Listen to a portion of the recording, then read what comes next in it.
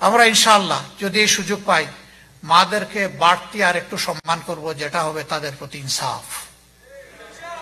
আমার মা, তিনি তার গর্ভে সন্তান নিচ্ছেন, সন্তানকে বুকের দুধ দিচ্ছেন, তার বুকটাকে সন্তানের জন্য বিছানা বানাচ্ছেন, এই সন্তানকে লালন পোষণ করছেন, আবার তিনি ক্ষেত্র বিশেষে একজন পেশাজীবী হিসেবে দায়িত্ব পালন করছেন। আমারও 8 ঘন্টা, তারও 8 ঘন্টা, এটা কি তার উপর অবিচার নয়? আমরা গেলে ইনশাল্লাহ তাদের কর্মঘণ্টা কমিয়ে দেব, তার সন্তানের হক আদায় করার জন্য এবং মা হিসাবে তাকে সম্মান করার জন্য। এটাই হবে তাদের প্রতি ইনসাফ, এটা কোনো দয়া নয়।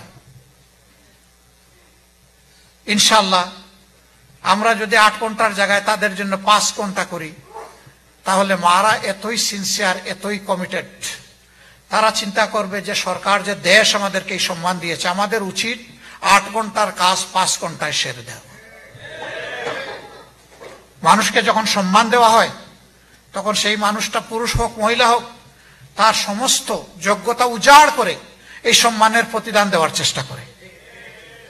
আমরা আমাদের মাদেরকে মায়ের সম্মান দিব ইনশাআল্লাহ।